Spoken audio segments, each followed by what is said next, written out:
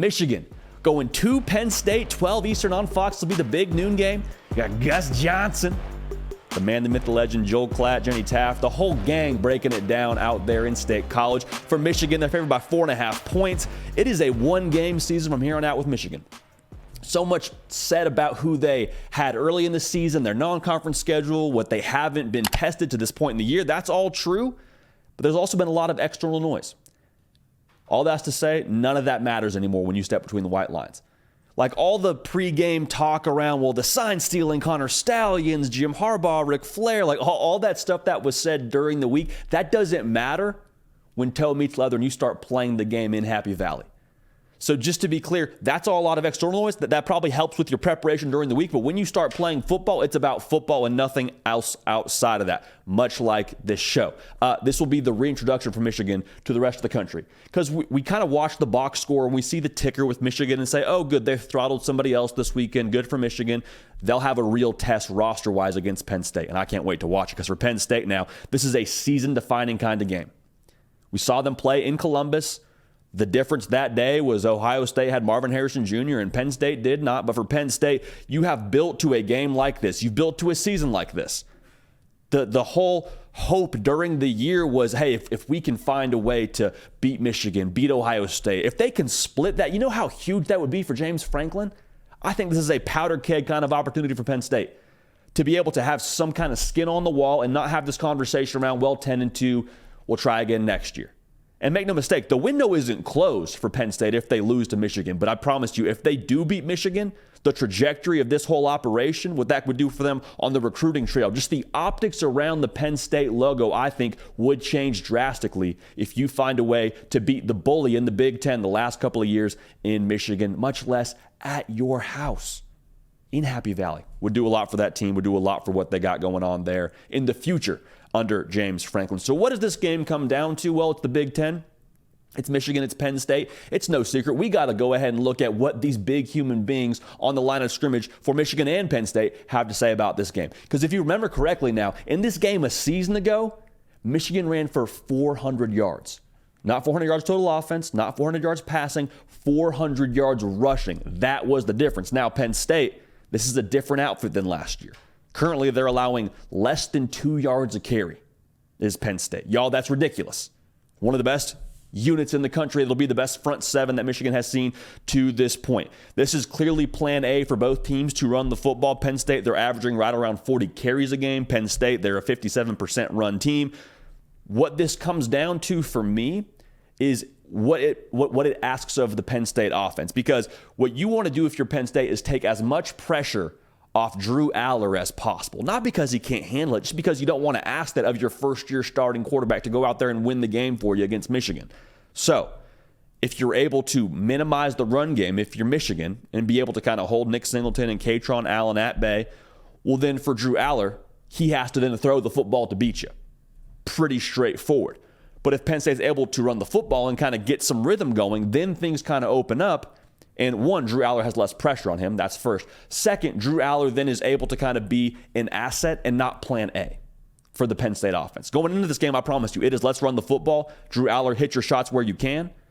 But within this game itself, if that whole complexion starts to shift and Drew Aller does have to step into that spot and be the guy, I don't think that's the world that you really want to live in.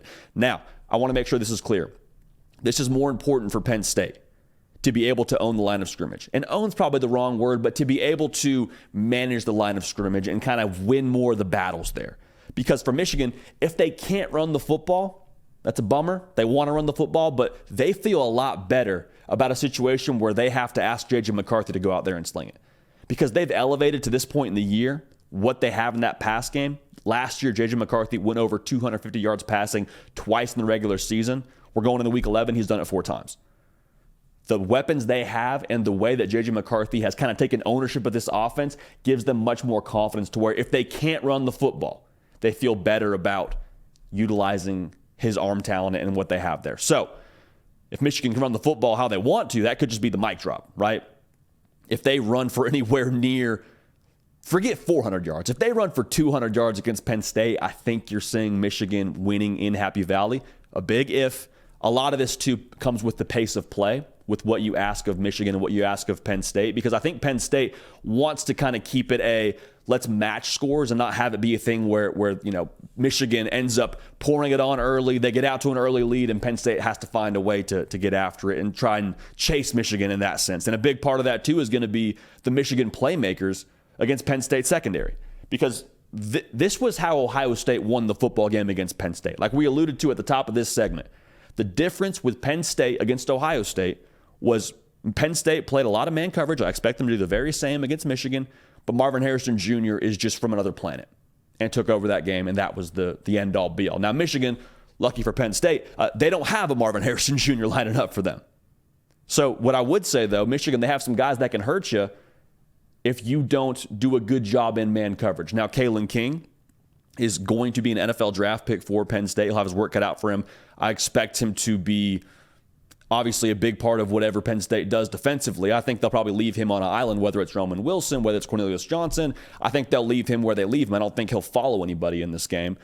But the thing I'm looking for here, when it comes to, when it comes to the battles here, who ends up winning the majority of those battles? It could be back and forth. It could be a thing where Colston Loveland gets his. It could be a thing Roman Wilson gets his.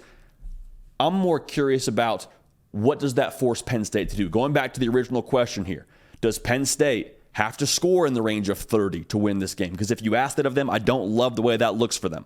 Now, the thing for Penn State, if they're able to match up with Michigan effectively and do a good job in man coverage, maybe Colston Loveland has 4 catches for about 60-something yards, but no touchdowns, and none of those big gash plays that hurt you consistently. Maybe he has a couple, but he doesn't have the big, take the top off the defense kind of play, and he doesn't just end up being the ace of spades for Michigan in this spot. Then you force Michigan to drive. And Penn State, that's still not a world you necessarily would love to be in, because I think if you ask Michigan to drive, they can do that. But it's very different having it be Michigan just went up 14-0 because Roman Wilson beat his man, touchdown Michigan, and then you get stopped on a 3 and out, back to Michigan, another 5-play drive, out to Colston Loveland, touchdown 14-0, and we got to ask Drew Aller now, hey, Drew Aller, you got to throw the ball 40 times for us to win this game. That was kind of what happened at the end of the Ohio State game, and that's not a recipe for success. So going back to what you talk about with Drew Aller, there has to be something here for Penn State to allow them to lighten the box. Like for Drew Aller, there needs to be a hot stove moment against this Michigan defense. And we all understand, like, whenever we were growing up, you were told, hey, don't touch the stove, it's hot. And some of us heard that and said, okay, great, I won't touch the stove, no problem. Some of us reached that paw up there and touched the stove, got burned, and said, okay, I won't do that again. If Drew Aller can burn the Michigan defense just once, especially early in this game, that changes the rest of the game with how Michigan's going to play them. Because if you stack the box, because you're obviously worried about their 2 best players in Katron Allen and Nick Singleton, and they try and take that away, and then you hit a Keandre Lambert down the sideline for a 75-yard touchdown. I promise you, that front 7 for Michigan will look a little bit different going forward because of a play like that. Then those safeties can't trigger up and help and run support the way that they would like to throughout the duration of this game. So, a subplot within this now, we all left the Ohio State game for Penn State feeling like, man, in that spot for Penn State, like, let's swing the sword a little bit more here, Like, let's really go for it. Let's attack this Ohio State defense. There needs to be, one, more of an effort to feed Nick Singleton and Katron Allen. That's first. Second, I'd love to see a little bit more creativity and an effort to get the ball to guys in space. Keandre Lambert-Smith obviously being one of those, Dante Cephas being one of those. Like, let's find a way to create matchups that we like if we're Penn State and really be aggressive here. It's not going to work if we go out there and try and just play our base offense and pound the rock and try and wear Michigan down. I don't think you beat Michigan at their own game if you're Penn State. So the creativity here is something to watch for. Tyler Warren is a tight end for Penn State. Had a great game against Maryland. He could kind of be that chess piece that you move around a little bit here, whether he's in line, whether he's an H-back, maybe he's in the slot. Keep an eye on how they utilize him for Penn State, because I think that could kind of be the difference maker for them, especially on third down when they need to pick it up and he's kind of your matchup big body you get the ball to. I think the approach for both teams is really something to watch for here too. Because for Penn State, like, you got to meet the moment. Got to meet the moment. Already lost to Ohio State. The entire talking point around Penn State was, okay, can they elevate to that Tier 1 Big Ten team? We'll see, because if you want to be a Tier 1 Big Ten team, you got to beat a Tier 1 Big Ten team. Already lost to Ohio State. Michigan is now the last Tier 1 Big Ten team on your schedule. It is the Tier 1 Big Ten team that you have to play this season. So, are you able to muster up the strength, hit the reset button from that Ohio State game, from the Indiana game, and play your best football when it's required in this spot? That's what it will take, very, very clearly. There is no A- game that wins for Penn State in this spot against Michigan. And for Michigan now, we have the same question in terms of approach, but a different facet of it. Are they able to meet the moment in the sense of, are they able to just hit the on switch and be able to play against top-tier competition in Penn State? Because say whatever you want about Penn State of, oh, well, they haven't won the Big Ten in this many years. They haven't beat Ohio State. They haven't won the big one. Say what you want. It's a much better roster than what Michigan has seen to this point in the season. It's going to be a better roster than Indiana, than Michigan State. Insert whoever Michigan's played, Penn State's better than them to this point in the season. And so whenever you play a much better, drastically better roster, and you haven't played against that throughout all the way up to week 11 now in the season, there's always that potential for there to be a little bit of a calibration period. Like Michigan, if they walk out there in the first quarter and kind of get stunned of like, whoa, yeah, we haven't played against a guy like Chop Robinson here ever. Abdul Carter, yeah, we haven't seen someone like him to this point in our schedule ever. And I don't say ever throughout just the entire time these guys have been at Michigan, but we understand now each season is a life of its own. Each team has a life of its own. And I'd be curious to see if it's a thing where Michigan right out the gate, they're like, hey, we know what it is. All business, machine-like. The on switch has been on for a while here. We just haven't played a team like Penn State. Go to work, same song, week 11 verse. Is that it? Or is it a thing where Penn State gets out there, lands a couple of blows, catches Michigan off balance, and once you know we got a ball game going in the fourth quarter in Happy Valley? I think when it comes down to our pick in this game, Penn State is a very, very physical operation. We saw it firsthand against Ohio State. The box score didn't really show it, but if you were there and watching those pads pop and watching that line of scrimmage go back and forth, like, this is a physical outfit. They held Ohio State to less than 2 yards a carry. All right? However, I still think, based on what we know about Michigan, to this point in the year, I think they're going to be the more physical team in this one. I don't think it's drastic. I just think the edge physically goes to Michigan here. I think the first half is going to be close. I think it'll be low scoring. I think we could go in at half somewhere like 17-14. Michigan's up by 3, Penn State's up by 3. Doesn't matter to me.